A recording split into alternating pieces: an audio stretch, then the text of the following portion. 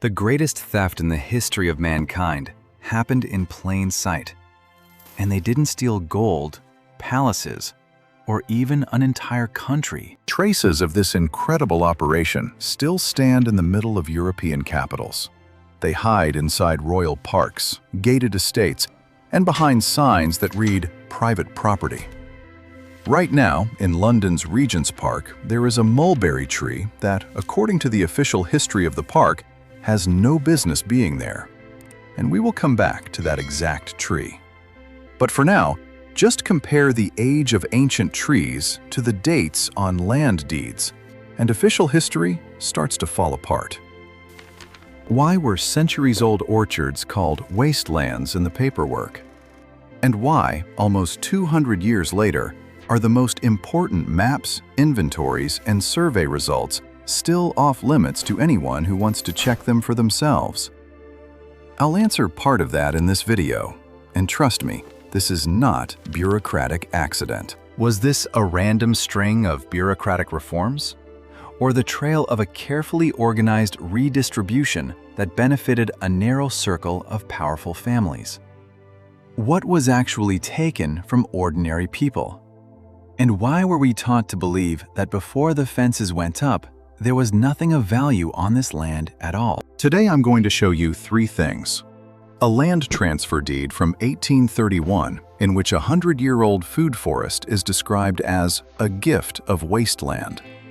A 19th century French botanist's inventory in which 40 varieties of apple, 12 varieties of pear, and 7 varieties of quince are officially classified as undeveloped forest.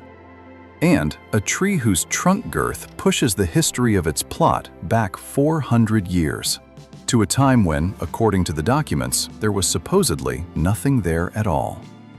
Stay until the end, because the last of these pieces of evidence is standing right now in a city park in Europe, and you may well have walked past it without suspecting a thing. Before the early 19th century, huge stretches of the earth may have looked completely different. Instead of endless plowed fields, there stood multi-layered food forests, self-sustaining systems of fruit trees, nut groves, berry bushes, and medicinal plants. They yielded harvests for decades, sometimes centuries, without annual plowing, sowing, or soil restoration. The land fed people without fences, without signs, without an owner's name in a registry. This system disappeared in a strikingly short span of time, roughly between 1820 and 1880. Not slowly, not naturally, not by accident. Within a single generation, commonly used forests were measured, reclassified, divided, and enclosed. What entire communities had relied on suddenly became a state plot, a royal park, a private estate, or unused land ready to be handed to a new owner. This isn't about a handful of forgotten orchards, and it isn't about one English county. Changes like these swept through Europe, North America, India, the territories of the Ottoman Empire, Australia, and large parts of Africa.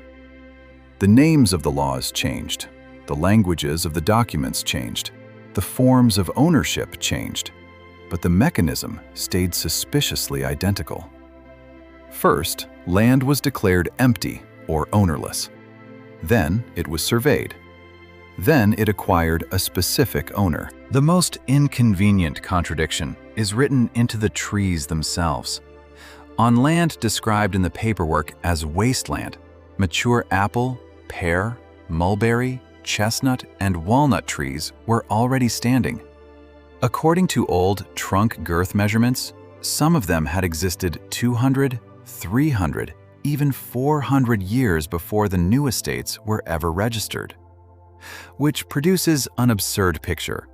The productive forest was there, the centuries-old trees were there, the harvest was there, and the people who built and maintained that system are the one thing official history somehow failed to notice. Who decided, and on what grounds, that a tree which had fed the people of an entire district for centuries should suddenly belong to one man?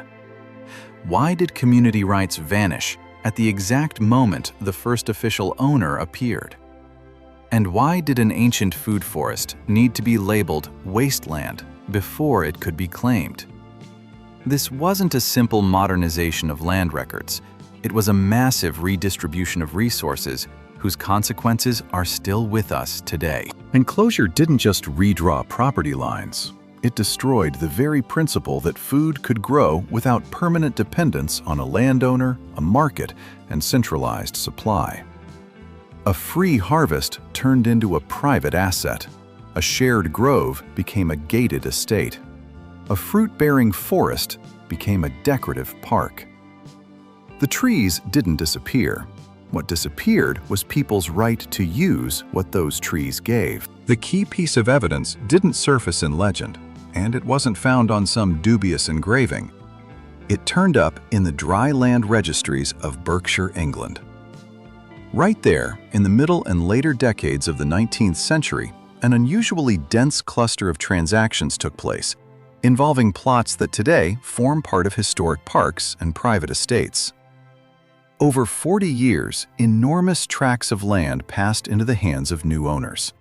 But the documents barely explain who owned this land before, or on what legal basis it was ever allowed to change hands. Under English land law, a plot is supposed to have a traceable chain of ownership.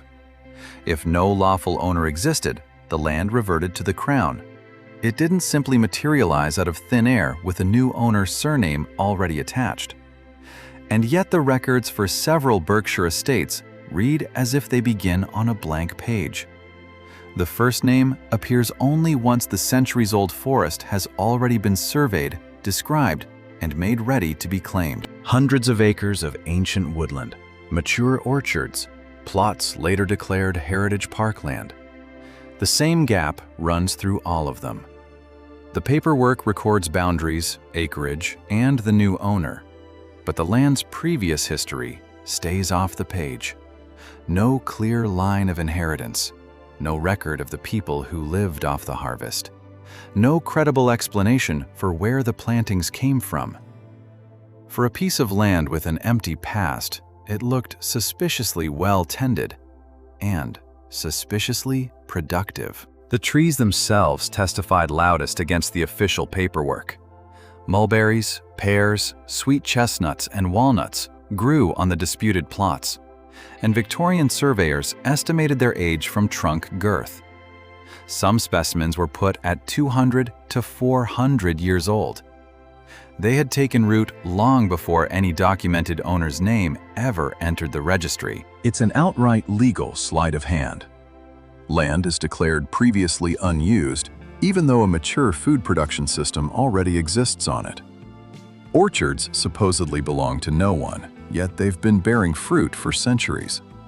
Then a new owner appears, and that's the exact moment officials start the clock on the plot's official history. Who planted these trees? Who tended them for decades, gathered the fruit, kept a multi-layered system of berry bushes, fruit trees, and nut canopy alive? If earlier generations built these plantings, where did the record of those people go? And if the trees really were considered ownerless, where did one man's right to fence them off and call the shared harvest his private property come from? The Berkshire anomaly wrecks the comfortable explanation that empty land was simply being brought into productive use. Wasteland doesn't produce an orderly orchard. It doesn't select compatible species. It doesn't sustain productivity across several centuries. Chestnut groves, ancient pear trees, and mighty walnuts don't appear on their own out of nothing. What stood here wasn't empty land. It was a fully working system that had suddenly lost its history, and just as suddenly, gained an owner. Modern agronomy likes to treat the food forest as a fairly recent idea, grown out of late 20th century permaculture. But the underlying principle of multi-layered productive planting is far older than the trendy name. Trees, shrubs, herbs, and root crops could form a single system in which every layer did its job. The upper canopy held moisture. The lower plants protected the soil. Fruit, nuts, and medicinal herbs delivered a steady harvest. A forest like this wasn't a farm in the usual sense. And it wasn't untouched wilderness either. It wasn't plowed every season or re-sown after every harvest, but that didn't mean people had no hand in it. They selected useful species, transplanted saplings, pruned branches, cleared specific areas, and used controlled burning. Over several generations, an ordinary forest turned into a complex food system that looked, on the surface, entirely natural. The landscapes of North America, the Amazon basin, and large parts of sub-Saharan Africa were built on the same principle. Ethnobotanical research has shown that territories European colonizers labeled untouched wilderness were in many cases not fully wild at all. Their composition had been shaped and maintained by local peoples for centuries. The share of fruit, nut, medicinal, and technically useful plants was deliberately increased. In the Amazon, researchers find an elevated concentration of domesticated and useful tree species near ancient settlement sites. In North America, indigenous peoples used selective burning to renew vegetation, sustain yields, and keep the forest from choking under impenetrable undergrowth. In parts of Africa, trees were kept standing inside settlements and around fields, not as random background scenery, but as a deliberate source of food, medicine, fiber, timber, and shade. This isn't primitive foraging. It's the deliberate management of a living system. What if this way of producing food wasn't some rare exception, but a widespread norm? What if much of the forest later declared wild and ownerless was in fact the product of many generations' labor? And what if that's exactly why the first new owners inherited not empty ground, but an already functioning food source? In that case, the word wasteland stops being a description of the land and becomes a convenient, legal label. Some alternative researchers link the disappearance of these systems to what they call the Old World Reset. It's a controversial phrase, describing a sharp break between the old organization of space and the order that took hold in the 19th century. There's no direct proof yet of a single global civilization of food forests, but the existence of ancient, human-made, and human-maintained forests is no longer fantasy. Could plantings like these have fed large settlements without endless plowing, brutal seasonal labor, and centralized food distribution? A multi-layered forest produced different goods in different months, protected the soil, and kept bearing fruit for decades. It didn't eliminate work, but it made people less dependent on a single crop's yield each year. That resilience is what turned a food forest from a mere collection of trees into the foundation of a community's independence. And here's the uncomfortable question. If these systems really were mature, productive, and capable of lasting for centuries, why did they need to be turned into decorative parks, hunting grounds, and gated estates? Maybe food forests didn't disappear because they were inefficient. Maybe the system was too efficient. A system in which people could get food without asking a landowner's permission. Between the 1830s and the 1890s, a genuine window of appropriation opened across the map of the world. Why did so many different countries, without coordinating, start rewriting their land laws at almost exactly the same time? Over the space of a few decades, states with different languages, religions, and legal traditions began doing nearly the same thing. Community forests were surveyed, entered into registries, and declared wasteland, crown land, or state property. Once that paperwork was done, the land could be handed to a private owner. In England, this process took the shape of the final division of common land and the expansion of large estates. Old roads were blocked off. Familiar grazing and gathering grounds ended up behind fences. Ancient forest plots were folded into private parks. On paper, this looked like the tidying up of property records. On the ground, thousands of people lost access to land their ancestors had relied on. In France, the same story wore a different name. After the administrative reforms of the Napoleonic era, the state tightened control over forests, folded into the forêt domaniale, the state forest system. Common land came under centralized oversight, and old customary uses were restricted under a new regime. A forest that had fed neighboring villages for centuries became an object of state management. The German states took their own route and arrived in the same place. The system of protected and forbidden forests, known as the Bannforst, grew stronger. Territories tied to communal use, hunting, and timber gathering passed under the control of the nobility or of state institutions. In Russia, the same mechanism hid behind the word reform. After serfdom was abolished in 1861, a sweeping redistribution began in the relationship between peasants, landlords, and the land itself. Formal emancipation did not mean free access to forests, pastures, and grazing land, land that increasingly acquired a strictly defined owner. In the territories of the Ottoman Empire, the turning point was the Land Code of 1858. During the Tanzimat reforms, communal land in the Metruke category, land left for common use, was folded into a new system of registration and state control. Land people had used by custom now required an official status, and wherever the state controlled that status, the possibility of transfer, lease, or seizure followed very quickly.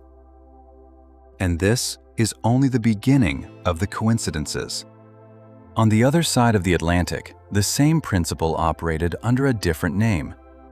The Homestead Act, signed into law in the United States in 1862, presented Western territories as open ground for settlement and private claim.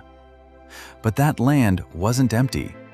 Indigenous peoples already lived there, and many of these landscapes had established tree cover, water sources, and long-standing routes of use. The state didn't create free land. It declared land occupied by others to be free. In Australia, Crown lands legislation from the 1860s and 1870s opened up new ways to select and claim territory. Indigenous land was legally converted into Crown property, after which it could be distributed among settlers. Prior use wasn't recognized as a full-fledged right. First, the territory was stripped of its own history. Then, it was handed a new owner. In colonial India, the process took an even more blatant form. The Indian Forest Act of 1865 allowed the colonial administration to declare forests state property. The 1878 Act sorted them into categories and sharply expanded the state's power to restrict local communities' traditional access. Gathering fruit, grazing livestock, collecting timber, practices that were centuries old, could turn overnight from customary right into a violation of the rules. Africa went through the same mechanism under colonial charters and land ordinances from the second half of the 19th century. Territories were declared unclaimed, state-owned, or crown property, even though settlements, pastures, orchards, and managed forests already existed on them. The European administration only recognized ownership that matched its own paperwork.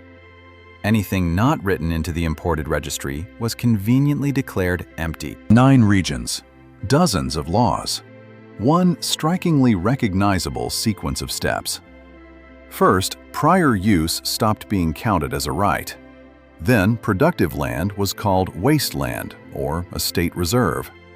Then it was surveyed, registered, divided, and handed to whoever's surname the new law already recognized. Can such synchrony really be explained as coincidence? Why, within one historical instant, did so many different states arrive at the same idea? That land communities had shared for generations should belong to a single owner. Flags changed, officials changed, wording changed. But the same thing kept happening. The same window, the same mechanism, the same result. Enclosure. After the laws and the land reforms, one deeply uncomfortable question remains. Who actually received the territory freed from its old rights? The answer turns out to be less obvious than commonly assumed. The new owners weren't only old aristocratic houses with centuries of established ownership behind them. In case after case, families stepped onto the scene whose wealth, titles, and land holdings had all appeared at almost the same time. Yesterday, their names weren't among the largest landowners. Today, they owned forests, orchards, hunting grounds, and entire estates. Some had built fortunes through trade. Others were tied to banks, colonial companies, government contracts, and financial operations. Capital arrived first, then came the title, then came the land. Too convenient a sequence not to ask where this sudden rise really came from. You can check this yourself in the open record. The surnames of these new owners differed from England to France to the German states to Russia, the Ottoman Empire, and colonial India. But their connections run through the same marriage registries, the same financial agreements, the same boards of trading companies. The land-owning elites of different countries were not living in total isolation from one another. Colonial trading companies played an especially prominent role. Their leaders sat on banking operations, financed government projects, acquired land, and married into the nobility, all at the same time. Commercial capital turned into political influence, and political influence opened the door to new territory. That's how a network took shape in which business interests, kinship, and land ownership all reinforced one another. Try to draw all these connections into a single diagram, and you run into the number that has become the most contested part of the whole hypothesis. Roughly 13 core family lines, the theory goes, split into countless branches and bound together through marriage. This isn't 13 surnames appearing identically in every country, and it isn't a closed list from some secret document. It's a working estimate of family networks that, according to some researchers, keep resurfacing around major land acquisitions. This needs total precision. The number 13 by itself proves nothing about a single controlling center, and family or business ties don't confirm a shared plan on their own. European elites had been intermarrying within a narrow circle and running joint ventures for centuries. But when the same networks benefit from similar land transformations across multiple jurisdictions, a simple explanation stops being enough. You don't need to picture some fantastical circle of conspirators seated around one table.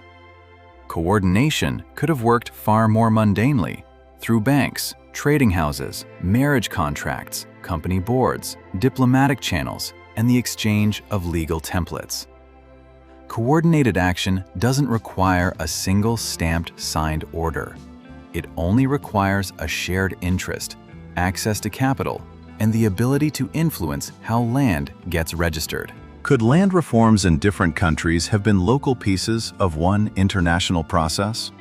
Could connected financial groups have understood in advance just how valuable productive forests, common land, and water resources really were?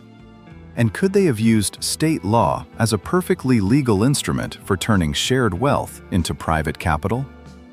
Questions like these can't simply be laughed off as conspiracy theory. The pattern is almost brazenly simple. First, the state stops recognizing customary community rights. Then, the land is declared empty, crown-owned, or state property. After registration, it passes to a family, a company, or a fund, with the money and the political connections to receive it. The paperwork is immaculate. But the original question never gets answered. Who authorized taking what for centuries had belonged to no single owner? If this hypothesis is even partly true, we're not looking at an ordinary change of landowners.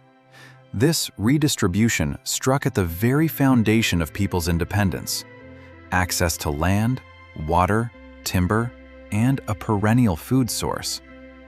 Within a single generation, a shared public resource could have turned into the inherited asset of a narrow circle of families. In that case, the window of appropriation deserves to be called exactly what it may have been: the greatest legalized theft in human history. Traces of the vanished system may not survive in underground vaults. They may be standing right in the middle of European capitals. They're in plain view of millions of people, giving shade, flowering, still bearing fruit. We're talking about ancient trees inside parks that were officially created long after those trees first appeared. Stone buildings changed. Avenues were rebuilt. The old mulberries, chestnuts, pears, and walnuts stayed exactly where they were. The oldest specimens in many historic parks aren't exotic ornaments, and they weren't part of some later landscape architect's project.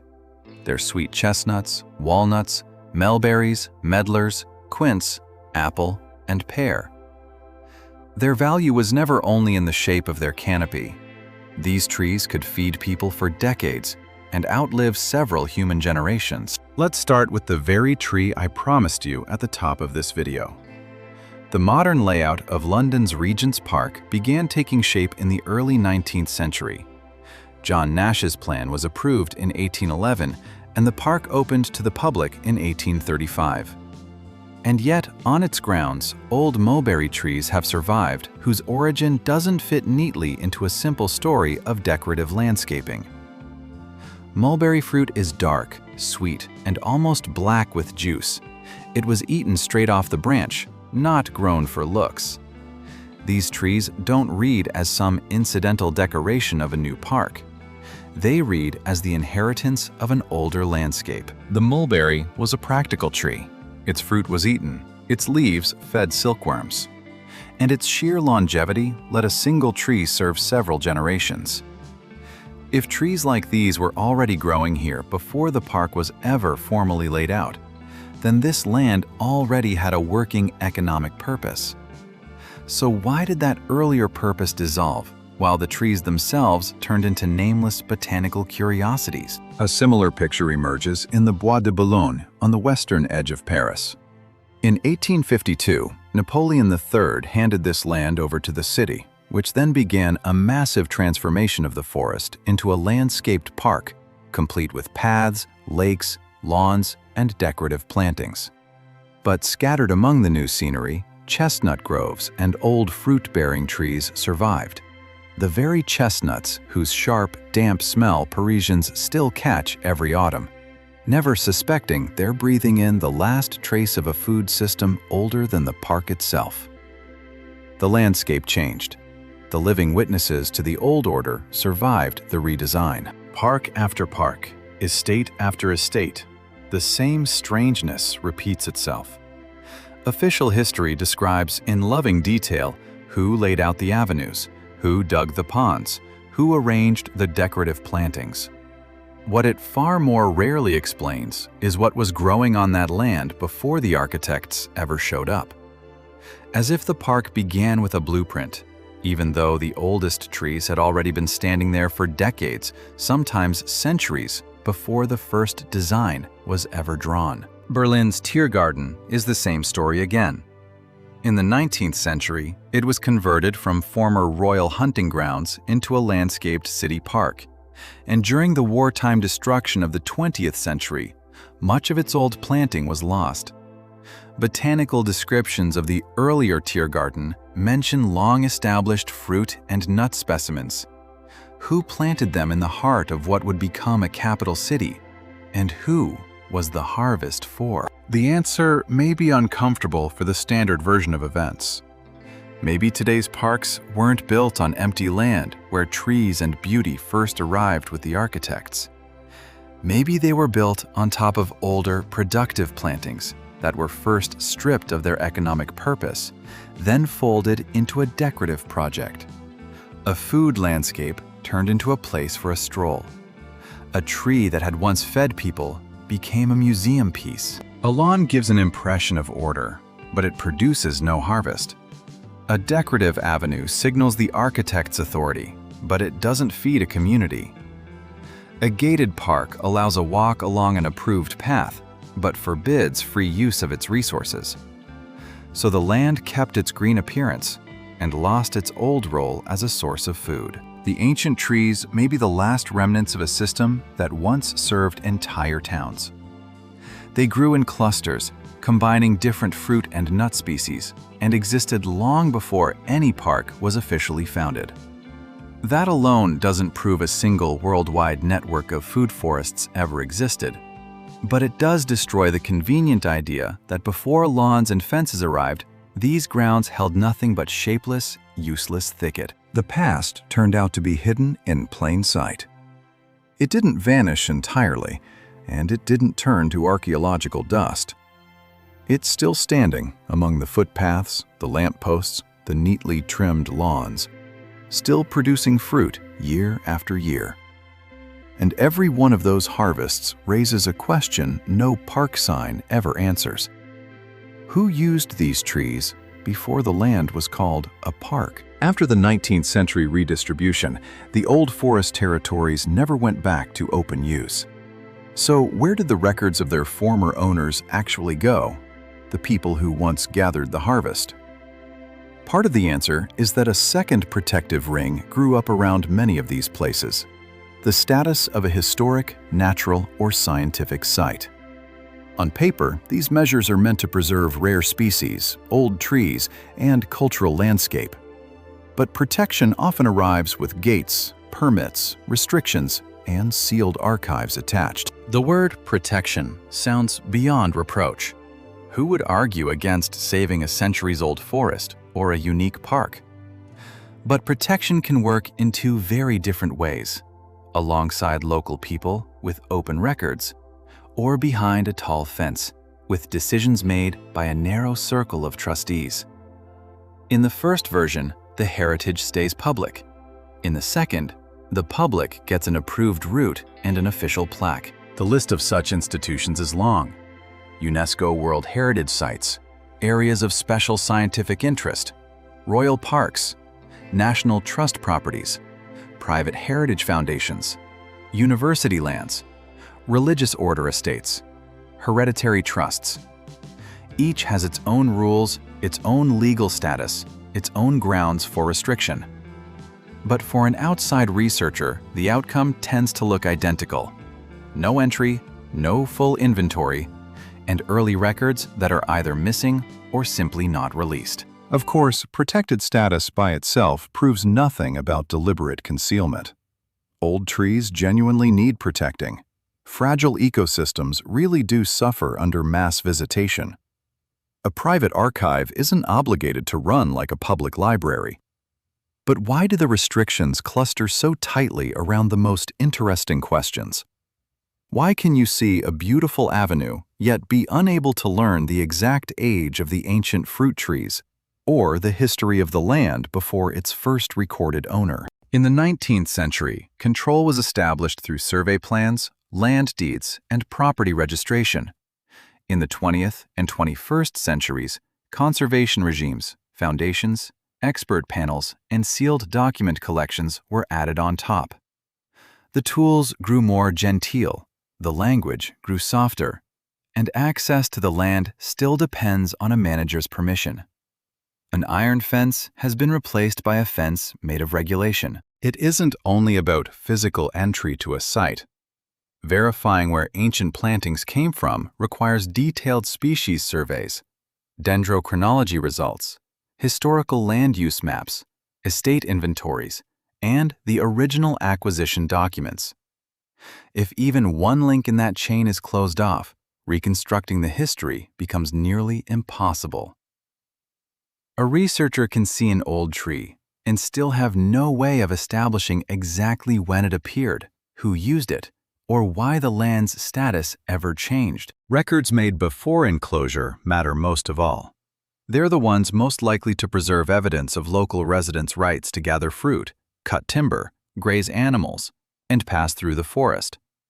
But records like that turn out to be incomplete surprisingly often, or they sit in a different institution altogether, or they were simply never included in any open digital catalog. What results is a convenient dead end in the archive. The current owner is only accountable for the modern property, and the record of the old order seems to belong to no one at all. A sealed contract works harder than any fence. A fence hides a plot from view. A sealed document cuts it off from its own past. Without the original transfer deed, there's no way to understand why a communal grove became a private estate, or why a productive forest became a historic park. And so, the official history begins exactly at the moment ownership was already formalized. There's a striking inversion of meaning at work here. Land is first pulled out of common use, and then, decades later, declared heritage that must be protected from free access. People are invited to take pride in a preserved site, while being denied the ability to use it the way earlier generations once could. The harvest stays behind the fence. Society gets a photograph and an entrance ticket. Conservation matters, but it shouldn't turn into unaccountability. If a historic park genuinely holds public value, its land history, its species surveys, and the origin of its plantings should all be open to study. Otherwise, the noble word preservation starts to serve as cover for the same old principle of private control. What are these institutions actually protecting? The trees from damage? Or the history of ownership from uncomfortable questions? Since the 19th century, the names of the institutions have changed. The seals on the documents have changed. The language of official replies has changed. What hasn't changed is the core fact. The right to see the land is not the same as the right to know its past. Behind today's gates, the very trees that once fed entire communities may still be standing. Now they're protected, including from questions about who owned their harvest before the fence went up. My own attempt to verify where these ancient plantings came from ran into locked institutional doors, not a lack of technology. I sent simple requests. What species grow on a given protected site, roughly how old they are, and what's known about the land's use before the current estate existed. Nothing about secret contracts, nothing about anyone's personal data, just trees, maps, and the history of a plot. The first request concerned a site in the Wye Valley, on the border between England and Wales, an area known for old forests, historic estates, and protected landscapes. I asked for the detailed results of a species survey, hoping to compare the age of the fruit trees against the dates on the land records. The answer? Comprehensive data is not made available to the public in the interest of preserving ecological integrity. It sounds authoritative, but it leaves an obvious question hanging. How exactly could a list of species and their ages harm the forest itself? The coordinates of a rare plant might genuinely need protection, but general information about chestnuts, walnuts, pears, and apples doesn't hand poachers a map. What's being protected here isn't only the land, it's the knowledge of what's growing on it. The second request went out about several ancient parkland sites in the Loire Valley, where land use records should, in theory, have survived from before the estates were formally founded. The managing organization replied that no such materials exist in its archive. Technically, that's not a refusal. In practice, the research hit the same dead end all over again. The estate exists. Its current history is described in detail, and the record of how the land was used before is simply gone. Where did the early inventories go? The maps of common land? The records of the right to gather a harvest? Were they transferred to another archive, lost when the ownership changed hands, or never entered into any official collection at all? No precise answer ever came. The official history begins the moment the estate was founded, as if nothing on that land before that date had been worth recording. The third case was even more revealing. At the foot of the Apennines sits a private estate with a striking concentration of old walnut and fruit trees. A 19th century botanical description labeled them clearly cultivated plantings of uncertain age and unclear origin. I asked to visit the site and to see any related records. The reply was short: access restricted. This wasn't a temporarily closed road, and it wasn't a fully booked tour. No specific reason was given. No appeals process was offered. No alternative way to obtain information was suggested. The land stayed closed, the documents stayed inaccessible, and the origin of the ancient trees stayed unknown. 3 different regions produced 3 different wordings and exactly one result. The silence was deafening. In the Y Valley, species data stays hidden for the sake of ecological protection. In the Loire Valley, the early documents supposedly aren't held by the managing organization. In the Apennines, access is restricted, no further explanation offered. A single refusal on its own doesn't prove concealment. An archive can be incomplete. A private owner has every right to restrict visits. A protected site genuinely calls for careful handling. But when 3 key elements, the species present, the age of the trees, and the history of prior use, all turn out to be unverifiable at once, the official version becomes almost impossible to test. The absence of information ends up working in favor of whoever already controls the land. Why should information about trees be sealed off at all? Why is data on what grew here before the estate existed harder to obtain than information about the owners, the architects, and the decorative renovations? And why are these institutions happy to talk about preserving heritage while unable to show who owned the harvest before today's gates went up? Behind every one of these questions sits the same suspicion, that the trees themselves are an inconvenient document. No one can verify this pattern alone. It takes old maps, local history publications, family archives, botanical surveys, and photographs of trees still standing behind estate walls.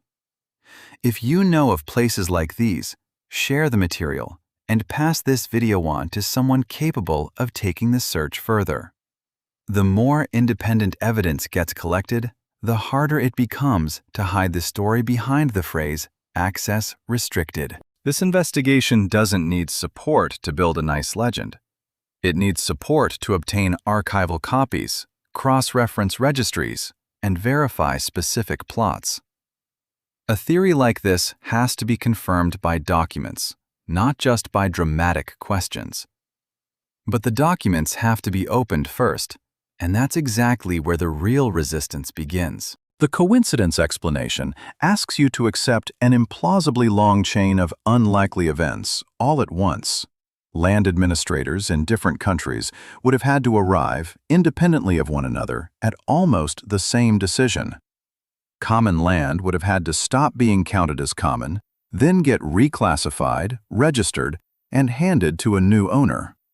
And all of that would have had to happen inside the same historical window, spanning only a few decades. England, France, the German states, Russia, the Ottoman Empire, the United States, Australia, India, and the colonial territories of Africa did not share a single legal system. They were separated by borders, languages, religions, forms of government, and local custom. And yet, roughly between the 1830s and the 1890s, the outcome turned out to be strikingly similar everywhere. Land communities had once relied on became a state reserve, crown property, a private estate, or a plot for distribution. This is where the first part of the supposed coincidence shows up, the synchrony of the laws. To accept it as accidental, you have to believe that dozens of separate bureaucracies independently decided at the same time that old forms of customary use were outdated. No single center directed the reforms. No one borrowed anyone else's methods. No financial interest pushed the process along.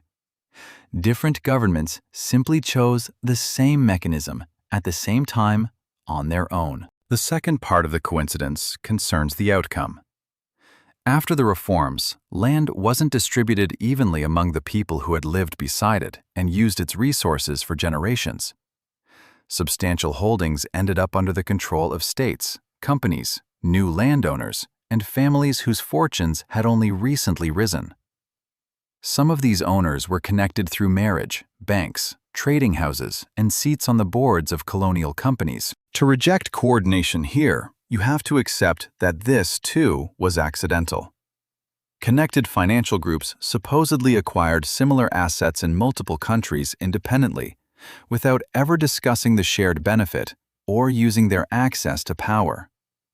Their fortunes grew in step with their landholdings, as if the two had nothing to do with each other. Capital, titles, and territory just happened to meet at the right time in the right hands. The third part is the vanished history of the land. Across different jurisdictions, the same gap keeps showing up. The documents describe a plot in detail after registration, but say almost nothing about what happened to it before. Missing: records of prior access, of the planting's productivity, of communal rights, of the people who gathered the harvest. It's as if the archive only switches on once an official owner exists. One lost document proves nothing on its own. An archive can suffer from fire, flood, war, negligence, or ordinary bureaucratic muddle. But what's disappearing here isn't a random assortment of papers. It's one specific category of information. Over and over, the exact thing that vanishes is the thing that could prove the land wasn't empty, that the forest fed people, that people used it before enclosure. For the coincidence theory to hold, this has to be an accident too. An English archive loses the history of a common orchard. A French one loses the record of a village forest. A German one loses the data on a communal orchard system. Somewhere else, no map of the old roads can be found. In a third place, there's no inventory of the fruit species. In a fourth, the original transfer deed simply can't be obtained. Different causes, somehow, keep producing the exact same silence. That's how a real architecture of silence takes shape. It isn't built from one secret order, and it isn't a locked room holding the whole truth. It's built from scattered gaps, incomplete catalogs, sealed collections, lost maps, and documents that all begin on a suspiciously convenient date. Any one gap can be explained away. Together, they form a wall. Put the three elements side by side. Similar legal mechanisms, applied within the same window of time. Land concentrating in the hands of states, companies, and connected owners. And information about the land's earlier productive communal use, disappearing or becoming inaccessible again and again. If these processes really were independent, the coincidence would have to exceed anything reasonable to expect. If they were connected, no miracle is required at all. States exchanged legal templates, capital moved across borders, and powerful groups protected a shared interest. Coordination doesn't require a single headquarters. Sometimes all it takes is a network of people who understand their own advantage the same way. A coincidence of this scale is already a pattern, and a pattern demands a cause that can't be waved away with the word modernization. Why did modernization, almost without exception, take from the community and hand control to the state or to a private owner? Why did the new order need not just a fence around the land, but silence around its past? This isn't one suspicious estate, one contested law, or one lost map. It's the same shape of transformation repeated across an enormous territory over a few decades. Productive land was stripped of its old status. Its former users were stripped of recognized rights, and the past was stripped of its documents. Calling all of that a simple coincidence stops being caution. It becomes a refusal to see an obvious system. Old maps sometimes say more than volumes of official history. On cadastral plans and estate maps drawn up before the Great Land Consolidation, certain labels appear that later almost vanish entirely. They point directly, not just to the type of vegetation, but to the community's system for using the land. A name told you this wasn't some nameless thicket. It was territory with a recognized purpose. English documents used terms like common orchard, town wood, and parish grove. Words like these marked out a space tied not to one owner, but to a settlement, a parish, a group of residents. People could gather fruit, nuts, and firewood, graze animals, or use a right-of-way. The exact rights varied from place to place, but the land's communal function was already visible in its name. Continental maps confirm the same order in different words. French records used bois communal and forêt villageoise, communal or village forest. German documents used Gemeindewald and, for productive plantings, Obstbaumwald, literally orchard forest.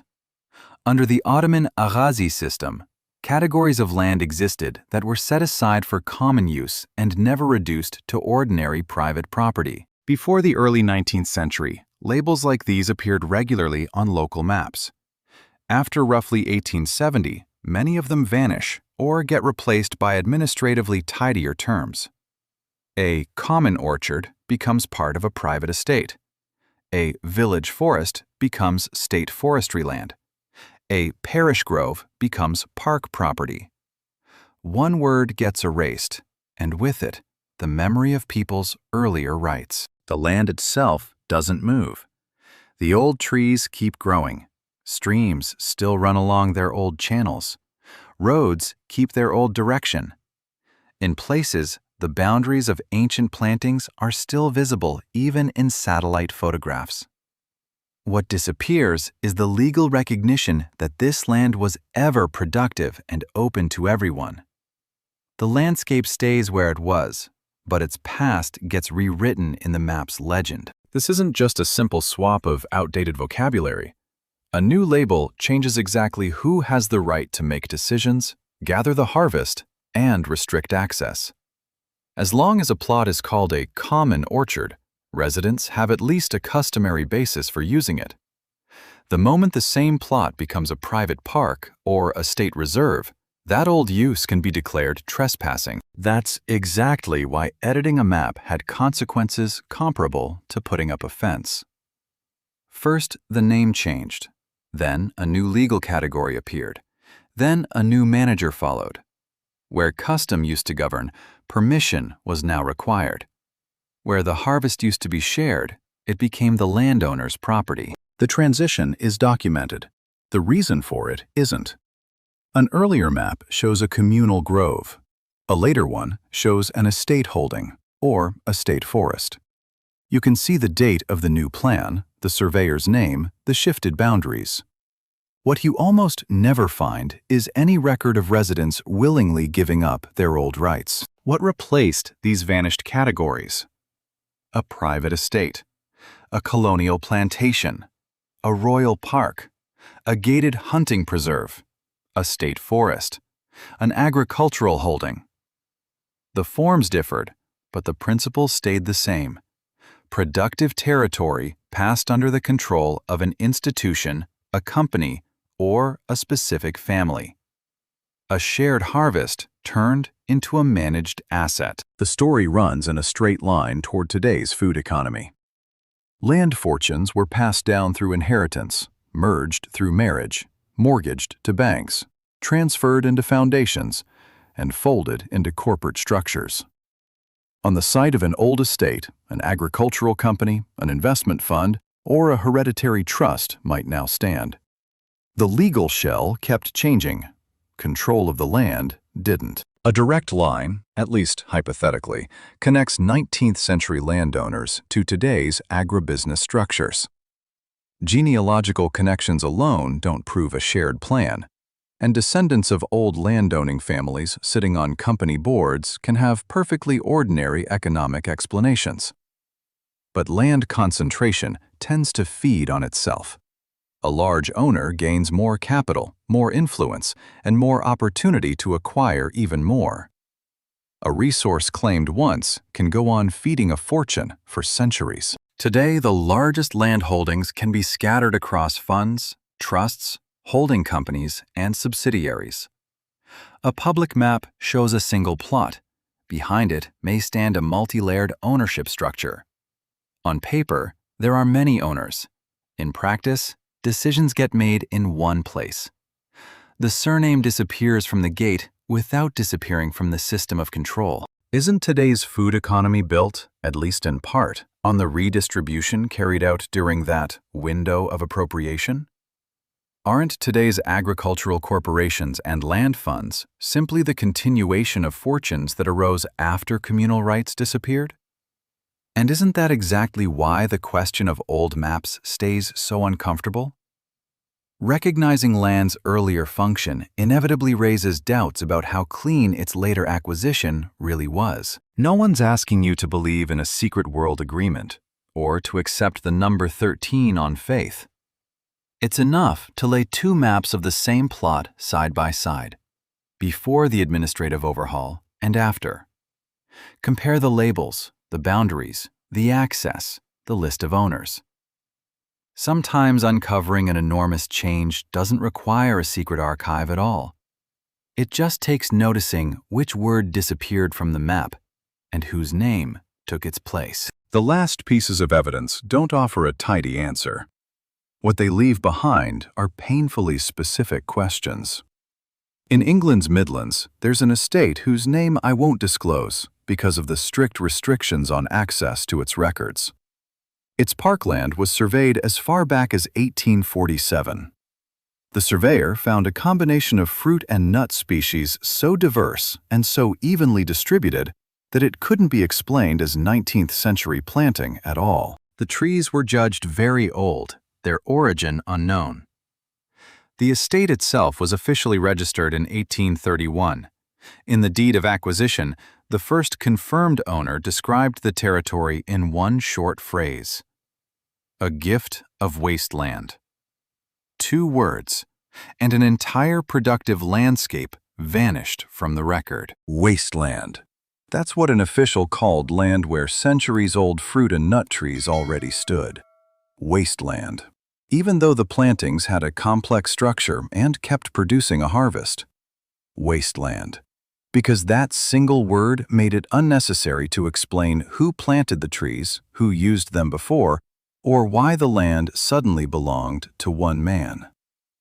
First, the territory got a convenient label. Then the new owner got the territory. The same trick worked in the Loire Valley. A 19th century French botanist recorded more than 40 varieties of apple there, 12 varieties of pear, and 7 varieties of quince, alongside extensive plantings of chestnut and walnut, forming a naturally ordered system with no sign of recent creation. A collection like that can't honestly be called a random cluster of wild trees. In 1842, a banking family acquired the property. The transfer documents described the land as undeveloped forest. 40 varieties of apple, 12 varieties of pear, 7 varieties of quince, chestnuts and walnuts, and all of it officially counted as undeveloped. Someone had clearly developed this land long before the bankers arrived. That person's claim simply never made it into the new history of ownership. Traces like these turn up well beyond England and France. On the slopes of the Apennines, ancient fruit and nut plantings of unclear origin survive. In the valleys of the Caucasus, old trees form productive combinations whose age doesn't fit any later agricultural project. Along the river bends of the American Midwest, the oldest specimens again turn out to be trees capable of feeding people. Places like this number in the thousands, scattered across every inhabited continent. Not everyone is a remnant of a single system, and not every old fruit tree proves a food forest once stood there. But the pattern keeps repeating, and it demands to be checked. Mature, useful plantings existed before an official owner did, and then the land changed status and passed under private or state control. The documents called it empty, even while it was already producing food. Many of the most striking sites today sit behind gates. Some belong to private estates. Others are run by foundations. A third group has been given the status of protected historic landscape. The trees survived. Free access to them did not. What might once have been a shared source of harvest became a heritage site with posted visiting hours. It's not yet possible to name 13 families with full confidence. There are recurring surnames, marriage ties, land deals, financial partnerships, and shared seats in the same trading structures. What's actually in dispute here isn't whether the redistribution happened, the documents confirm that, but the scale of coordination among the people who benefited from it. A serious investigation has to separate suspicion from proof, or the whole loud version collapses at the first real scrutiny. Still, the lack of a final, confirmed list doesn't undo the redistribution itself. The land deeds exist. The registration dates are known. Communal labels keep disappearing from maps. Old plantings keep outliving their newer owners. You can argue about how coordinated it all was and how many families were really involved. It's much harder to deny that, in the 19th century, enormous territories moved from customary use into state and private control. Before the window of appropriation, a different food logic may have governed the land. Trees produced a harvest for decades. Management was spread among the people who lived there, and the right to use the fruit didn't necessarily depend on owning the plot. This wasn't some paradise free of labor or conflict, but it let a community get food without buying seed every year, renting a field, or asking an owner's permission for every single tree. Then everything changed. A shared grove became a private estate. A food forest became a decorative park. A customary right became trespassing. A living source of food turned into a line item on a land asset register. People were left free to look at the trees, but the right to use their harvest belonged to the owner. It isn't about exactly who put up the last fence, though names matter. It isn't about exactly when each deed was signed, though the dates form a strikingly narrow window. It isn't about what the local law was called, though the mechanisms repeat from country to country. The real question runs deeper. What did they know that we've forgotten? To claim an ancient food forest, you first had to understand its real value. You had to see not a random thicket, but a system able to protect soil, feed a settlement, and keep bearing fruit without annual plowing. Then that system had to be labeled wasteland, put on paper, fenced, and turned into property.